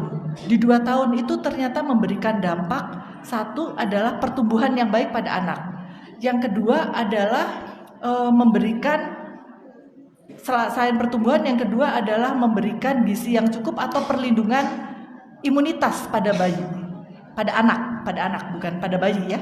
Yang ketiga, secara psikologis itu dibilangnya 3 tahun pertama adalah dekapan ibu terbanyak, itu yang memberikan dampak si anak itu memberikan ketenangan secara lahir dan batin gitu pada anak. Nah, kalau begitu cocok sama si 2,5 tahun ini gitu ya. Maka kalau kita minimal itu 2 tahun, minimal 2 tahun, maksimal di 2,5 tahun. Gak pernah ada yang bertolak ya. Ini beruntung sekali kita giatkan Pak, nanti pada saat kalau tausiah itu, bahwa menyusui 2 tahun, 2,5 tahun itu menjadi menjadi titik yang perlu kita kuatkan, supaya juga satu adalah mengikuti perintah Allah tentunya dengan yang ada di Al-Quran, tapi yang kedua ternyata memberikan dampak kepada bayi. Nah, kembali ke tadi ada yang pertanyaan lain, dimana kalau saya 2,5 tahun ya, 2,5 tahun atau 2 tahun menyusui, ternyata Ibu Haji Epi tadi yang bilang juga ya, kesundulan. Bayinya ada lagi 1, ya ini masih 1 tahun anaknya teh, berarti kan masih menyusui ya. Sekarang ibunya teh hamil lagi. Gimana ini, dihentikan atau tidak? Jawabannya dihentikan. Hah? Dihentikan? Kenapa? Kalau dari sisi kesehatan, kalau dilanjutkan, memang hormonnya tuh beda Bu. Hormon menyusui dan hormon hamil itu berbeda. Memang beda 2 hormon. Yang satunya namanya prolaktin, yang satunya namanya estrogen progesteron. Nah, pada satu keadaan si estrogen progesteron itu kalau ibunya menyusui dia turun, prolaktinnya naik. Nah, si prolaktin ini juga dia ngajak temennya namanya oksitosin naik. Kalau dia naik, apa yang terjadi? Kontraksi ibunya. Kontraksi itu apa namanya gitu tenon? Kita merasanya mules. Jadi sering mules. Kalau nggak mules, kalau sudah mules apa yang terjadi? Keluar flek. Kalau keluar flek kadang-kadang keluar cairan atau kita sebut ketubannya pecah. Nauzubillah min dzalik. Memang kenyataan begitu, iya. Tapi kan nggak tahu kita. Atau mungkin jadi keguguran, atau mungkin bayinya tidak berkembang. Kita sebutnya bayinya tidak berkembang. Atau tadi yang disebutkan ya, ada yang tanya tadi kepada sama ya. Ibu juga tadi yang bilang bahwa bayinya tidak berkembang. Bayi ke anak hamil ketiga, keempat, bayinya nggak berkembang. Tapi kalau kita telaah, coba bayangkan, itu si bayi itu sebetulnya kan kasihan amat ya. Kasihan amat tuh begini maksudnya. Si bayi itu datang pada saat hamil di perut kita ini, di rahim kita ini, kan tidak keinginan dia ya. Tidak keinginan bayi ya. Artinya yang melakukan tindakan adalah suami dan istrinya gitu ya. Tapi si bayi itu jadi ada. Tetapi ternyata dia tidak mendapat asupan yang cukup. Karena si ibu itu sebetulnya niatannya kan baik tadi. Saya pengen menyusuin anak saya yang 1 tahun. Dia biar tetap tersusui. Tapi lupa yang di dalam perut tidak terfikirkan. Kebayang nggak ini? Jadi artinya kita juga harus adil. Bersikap adil dalam arti kata bagaimana? Pada saat kita hamil, ya si anak itu harus dipersiapkan yang di dalam perut ini. Jangan enggak gitu. Nah, yang di luar terpaksa kita lepas. Terpaksa. Nah, daripada terpaksa lebih baik tadi ikutin saja. Di 2 tahun, 2,5 tahun seperti yang tadi Pak Hafid bilang, Pak Haji Hafid bilang, supaya nanti selesai, setelah itu baru mikirkan hamil lagi. Dan pada selama kita menyusui itu, kita gunakan kontrasepsi bukan karena kita KB atau kontrasepsi, bukan karena kita ingin gak mau punya anak. Bukan, saya nggak mau punya anak pokoknya mah. Bukan, tapi kita menyiapkan agar nanti hamil selanjutnya itu lebih baik, ataupun anak yang kita tinggalkan yang selesai kita susuin ini baik, sehat, baru kita hamil lagi, gitu, ya, begitu ya Bu. Baik, terus apa? Oh iya, tadi banyak pikiran ya, ibunya kan tadi banyak pikiran ya. Mungkin juga tadi kalau menurut saya kalau tadi usianya, jadi masih anak masih kecil, ibunya menyusui, jadi si anak ini nggak berkembang. Terus yang kedua emutan, karena emutan, iya betul, emutan itu ya kalau istilah kita emutan itu menjadi doa gitu ya, kekhawatiran kita kan menjadi doa. Nah, memang tadi kan ibu bilang emutan tuh gini ya tadi tuh. Anak ini mau saya titipkan siapa gitu kan ibu, begitu ya pikirannya, tapi titipin siapa, saya ini anaknya masih kecil, nanti bagaimana. Itu kan sebetulnya ibu cemas, galau, ini tuh gimana, itu depresi itu ibu. Dan itu sebetulnya menjadi si hormon tertentu itu menjadi tidak banyak, akhirnya si bayi tidak berkembang. Tapi memang mungkin itu karena pikiran, mungkin karena makanan, mungkin karena ibu menyusui anak sebelumnya. Jadi banyak nih faktor-faktor yang membuat si bayi itu tidak berkembang. Bayi yang tidak berkembang itu juga, jadi bayi kita itu tadi memang komponennya dari bapak dan ibu. Ini sekalian menjawab tadi pertanyaan yang mana ya? Film India tadi yang apa namanya, bawa-bawaan bayi ya dari Pak Adi. Kan sebenarnya anak itu adalah komponennya itu 50% bapak, 50% ibu, tidak bisa ditawar. Jadi nggak ada ceritanya, udahlah ibu mah 2/3, saya mah 1/3 aja, nggak ada. Atau sebaliknya, bapak mah hoyong 2/3, ibu 1/3, nggak ada. Jadi semuanya 50%. Itu keadilan Allah tuh. Dan satu yang perlu diketahui bahwa anak kita perempuan atau laki-laki yang memberikan kontribusi positif jadi laki dan perempuan adalah bapak. Karena memang bapak itu punya secara DNA-nya itu DNA-nya bapak itu XY, perempuan XX. Jadi kita cuma punya satu macam XX. Nah kalau X sama X jadinya perempuan, kalau X sama Y jadinya laki-laki. Nah yang mempunyai kontribusi jadi anak perempuan dan laki-laki adalah bapak. Hak penuh itu prerogatif bapak. Hak penuh itu prerogatif bapak itu. X dan wajah sekarang. Kalau wajah sebetulnya, kalau wajah itu apa ya, setting ya itu sebetulnya. Ada memang ini kok dominannya ibu. Bukan karena bogoting atau bapak. Sebetulnya kalau secara wajah kok ini kok dominannya ibu, ini kayaknya bogoting ke ibu, atau dominannya bapak bogoting ke bapak. Bukan begitu kali ya, karena bogoting ke bapak jadi ningali bapak, ningali orok ke sami sareng bapak, atau sebaliknya gitu ya. Bogoting ke ibu ngeliatin bayi teh bogoh jadi sama dengan ibu gitu. Sebetulnya enggak Pak. Jadi dominansinya dua. Jadi kalau hidung misalnya hidung ngambil bapak, nanti mulut pasti ibu nih kayaknya. Kayaknya jadi memang dominasi, jadi nggak mungkin plek sama. Yang enggak itu adalah warna kulit. Mungkin warna kulit itu kita kelihatan banget daripada warna kulit. Warna kulit itu kalau mereka yang hitam, kulit hitam dan kulit putih itu tidak lalu jadi kulit coklat gitu, enggak. Tetapi nanti dominan yang mana? Memang kadang-kadang kalau yang dominan tuh biasanya yang hitam adalah dominan, lebih dominan dia. Dia adalah gen dominan, tapi bukan berarti dia nanti si gen dominan ini yang ibunya putih, mungkinnya bapaknya hitam, ibunya putih, anaknya jadi coklat, nggak begitu juga. Anaknya jadi mungkin dominan bapaknya di hitam, oke masuk di hitam, tapi nanti cucu jadi putih, terus aja ke bawah sampai ke bawah, nggak mungkin ical gitu. Maka memilih suami atau memilih istri kan ada panduan kalau di muslimah, ya. Karena apa, nanti itu akan menurun terus ke anak cucu. Jangan salah, jangan begini atau sawios lah. Dagelis, tesawios, te Islam oge. Jangan salah, nanti anak begitu nanti. Kalau nggak anak nggak cucu. Nauzubillah min zalik. Maka nggak boleh kan itu menjadi penguatan nazab itu. Makanya nggak boleh itu, nggak bercanda untuk itu gitu. Karena nanti akan terus. Karena memang anak itu dua komponen, bapak setengahnya ibu, nggak ada cerita lain. Terus kalau kita lihat film India jadi kasep. Itu atau mitos itu mah ya.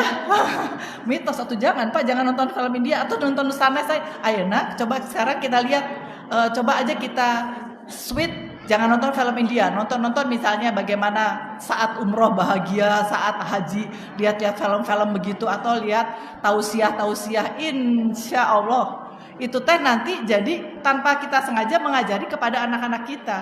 Saya mencoba membuat satu kegiatan gerakan subuh mengaji setiap hari, nggak berhenti. Alah, kumaha tidak berhenti, ya biarin aja sampai semati, nanti terus aja nggak berhenti.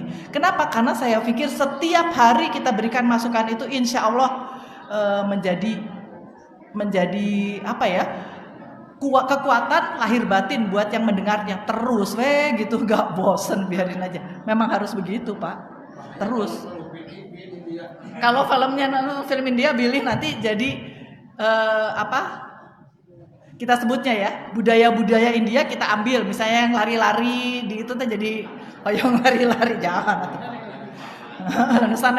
Makanya kita memang penguatan ya, lembaga sekarang kan di Muhammadiyah Aisyah itu ada lembaga budaya dan seni.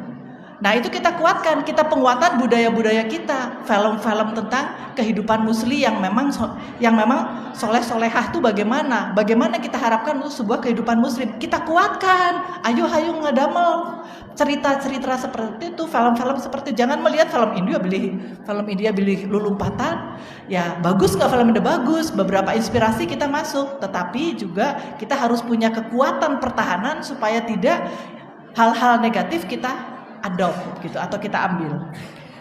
Saya dibenci istri saat tidak kumaha benci suami. Oh iya, benci suami Pak Adi ya. Iya, benci suami saat ngidam. Itu mah mitos ya. Tapi begini, sebetulnya mungkin karena begini nih Pak. Ini saya coba urai. Jadi pada saat hamil itu hormon-hormon naik. Hormon-hormon naik tiba-tiba. Atau sebetulnya ibu teh lieur ibu teh kumaha ya bisa begini. Yang terjadi pada ibu tuh apa? Ibu tuh jadi makin lebih sensitif, betul nggak sih? Lebih sensitif, ya. Sensitif tuh begini. Hanya gara-gara misalnya bapak itu bilang, eta naon nggak kerudung koneng, gitu aja kita bisa marah tuh. Aduh menik gitu, bapak mah nggak suka saya dah pakai kerudung kuning, menik gitu tuh.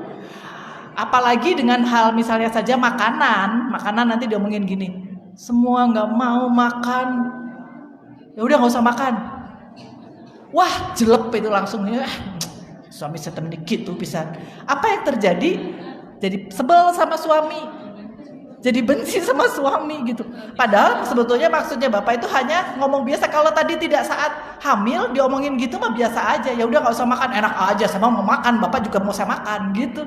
Ya kalau lagi tidak hamil. Tapi kalau lagi hamil, kalau hamil itu jadi sensitif Pak. Jadi mudah sekali secara emosional tuh mudah sekali tergerak. Jangan begitu kalau pada saat haid. Perempuan haid itu memang perempuan tuh kadang-kadang kalau haid tuh hormonnya tinggi tuh. Nanti pada saat haid turun jelek gitu. Nah, itu penurunan itulah membuat dia perubahan hormonal itu jadi dia sensitif juga. Sensitif, cepat capek, cepat mengeluh.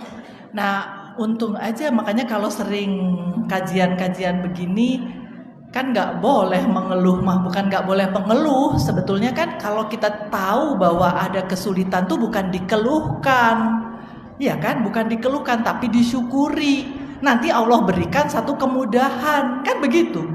Nah kalau sering tahu begitu dia tidak mengeluh. Tapi sebetulnya pada dasarnya, pada manusiawinya suka mengeluh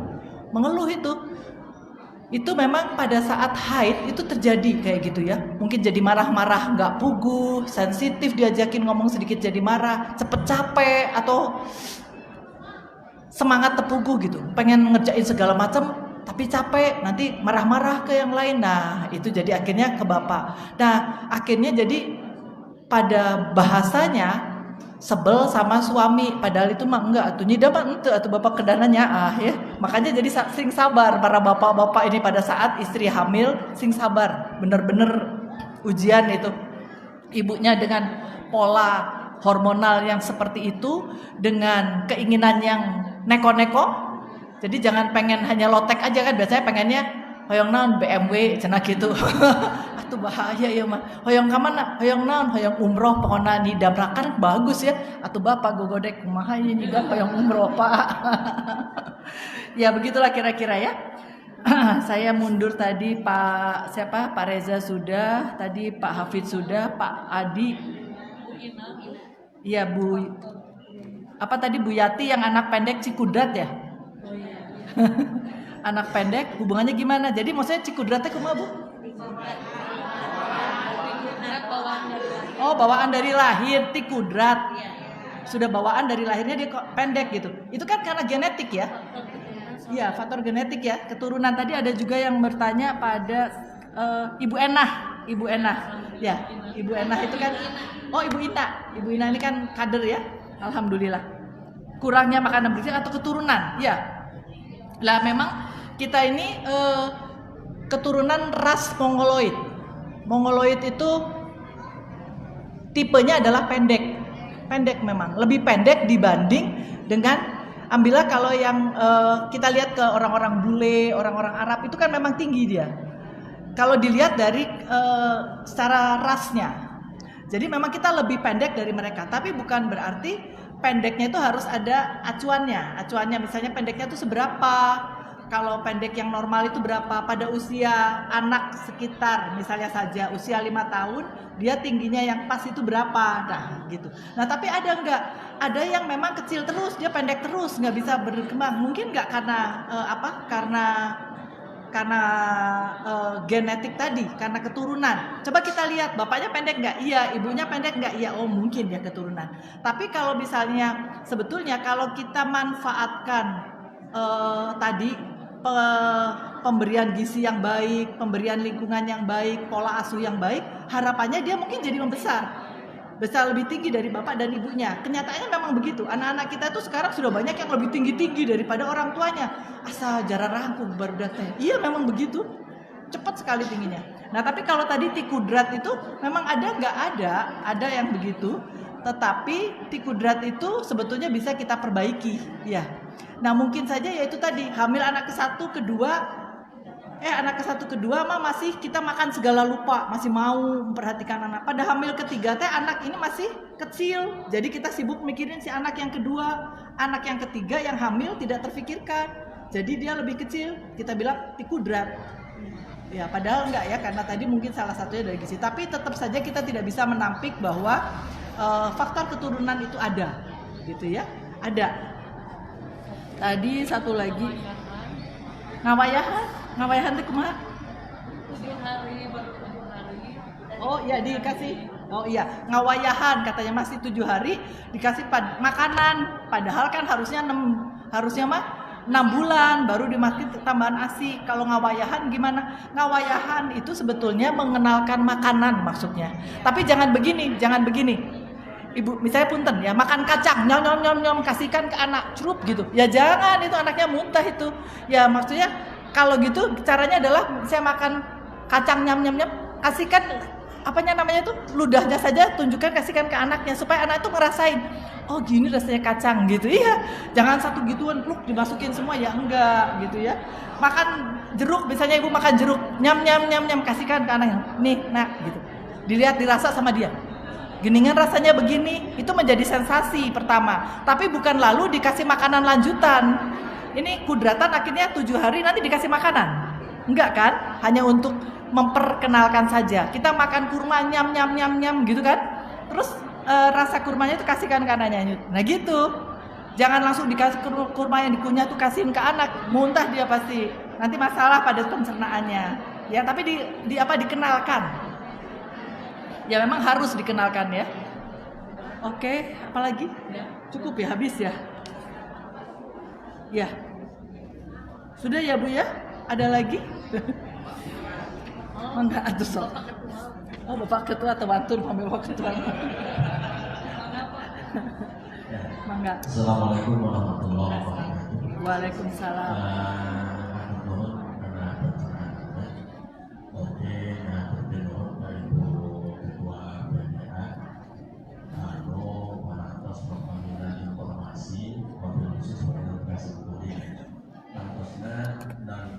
Pertama kali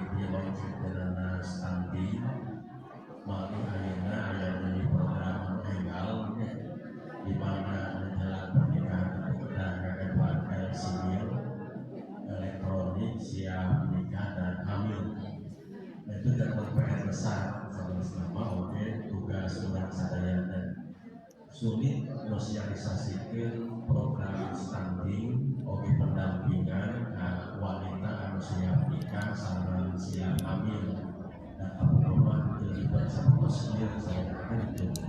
Nah, dampak kalau sementara misalkan mau bikin keniscayaan sama pabrik masih kena pernikahan siri.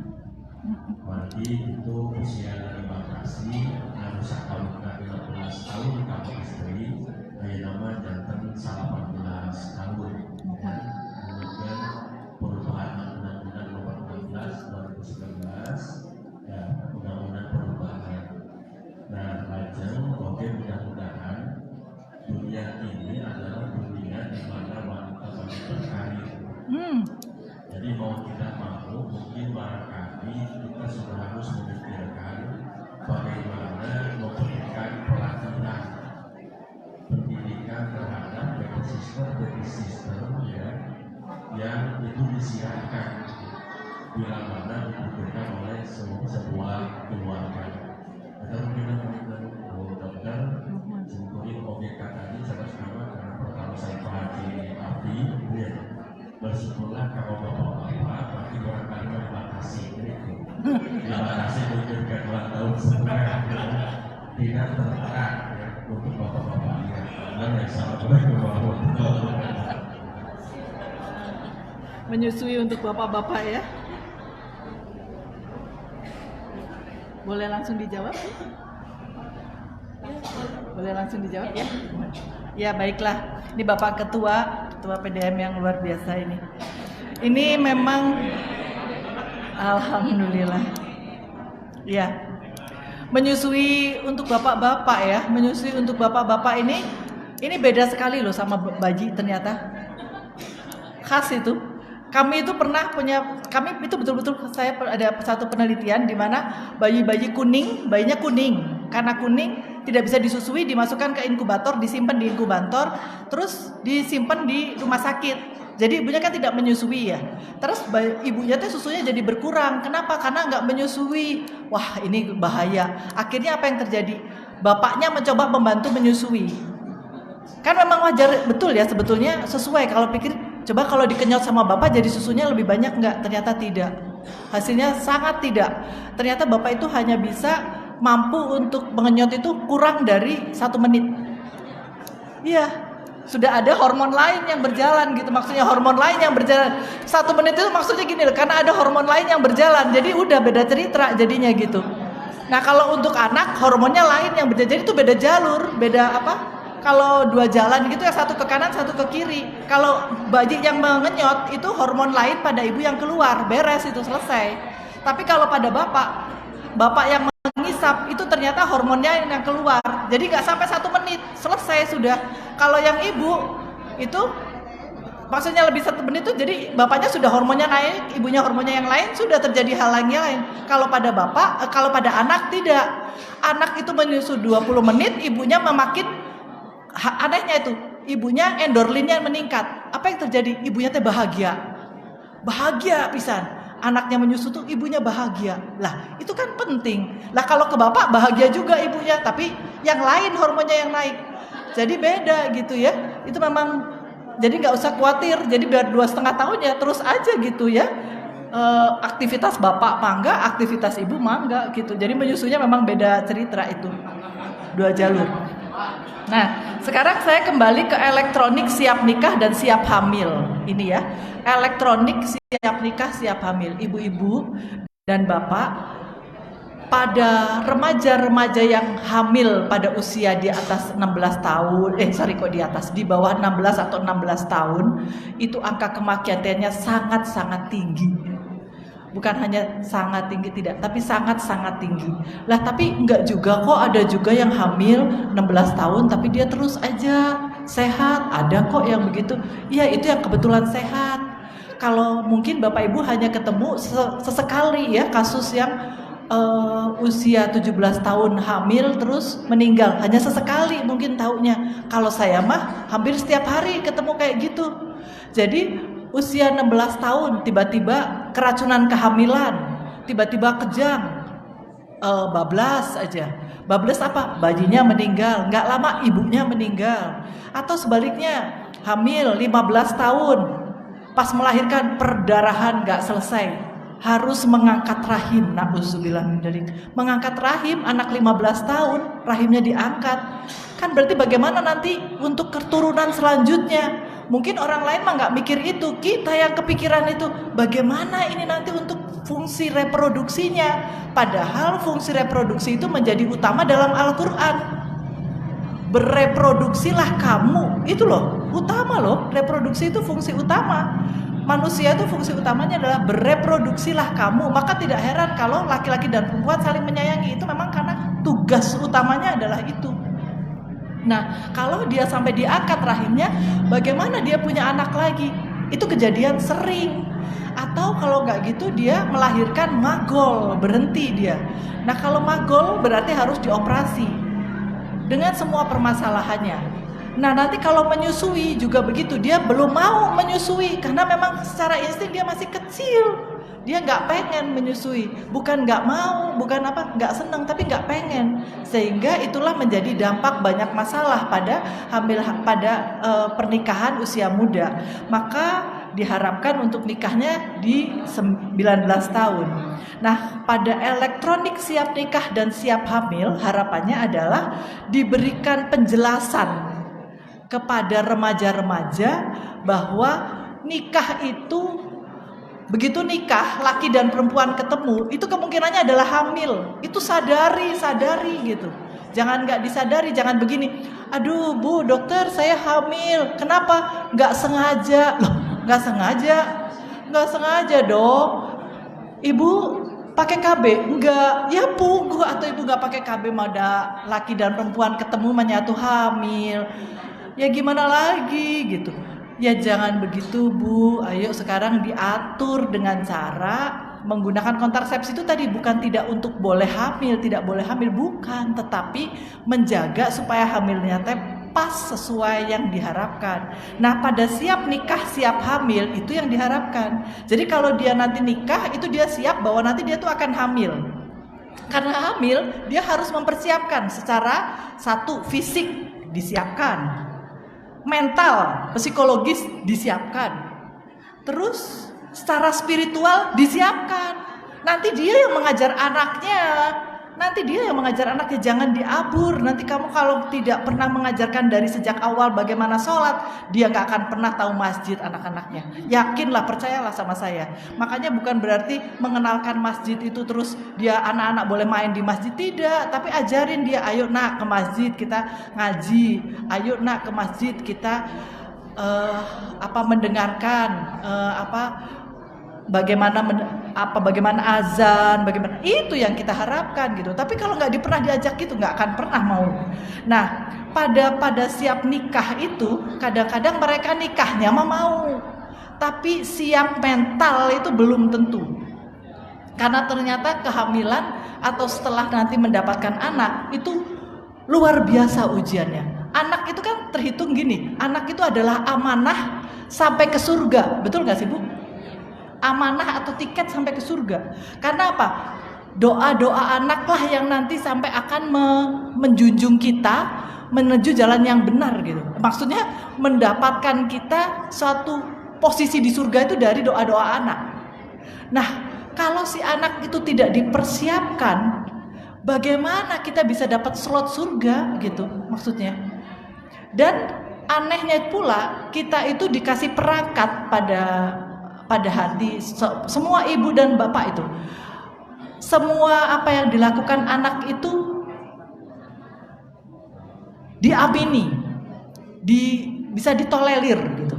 Jadi kalau senakal-nakalnya anak, emak atau bapak itu akan mentolerir gitu. Itu adalah satu slot yang memang Allah berikan pada orang tua. Jadi jarang orang tua itu membunuh anaknya karena pika sebelen, anaknya itu jarang. Tapi kalau anak membunuh orang tua itu banyak itu. Sekarang sudah mulai berkembang lagi. Nah, itu hal yang nggak benar. Nah, itu perlu disiapkan pada saat dia sebelum nikah. Nah, kalau siap hamil, apa yang diberikan ya kayak ini, bagaimana memberikan nutrisi, bagaimana melakukan kehamilan yang baik, bagaimana apa saja kegiatan saat hamil itu yang dilakukan. Nah, elektronik siap nikah siap hamil ini memang kita bantu sama teman-teman Aisyah ya, diisi materi-materinya supaya bisa siap hamil siap nikah di elektronik itu dimengerti sama anak-anak kita. Ya itu nanti yang memang kita kuatkan gitu ya, dengan segala hal, dari segala majelis itu, dari majelis tablik, pendidikan, kesehatan, sosial, segala program inklusi, program apa semua diharapkan untuk menunjang hal tersebut gitu harapannya ya, supaya tadi Bapak gak kebingungan ini elektronik siap nikah siap hamil menjadi ribahnya Pak, ribah nggak? Menimbulkan persoalan baru katanya. Kenapa? Oh, pernikahan siri jadi ada kan enggak kan? Jadi boleh. Pernikahan siri itu semakin banyak. Oh, jadi banyak karena begini, daripada saya nikah beneran, saya harus siap hamil, siap nikah gitu ya, Pak. Mending hayu orang menikah siri gitu. Kira-kira begitu ya? Oh, Masya Allah, iya. Ya, bisa mengerti tadi saya nggak ketangkap untuk pertanyaan itu. Jadi gini, karena ada aturan bahwa siap hamil, siap nikah itu secara kaidah harus dipenuhi, atau sesuai dengan geita orang nikah siri, gitu ya Pak kira-kira. Nah, Masya Allah, nauzubillah min dzalik ini.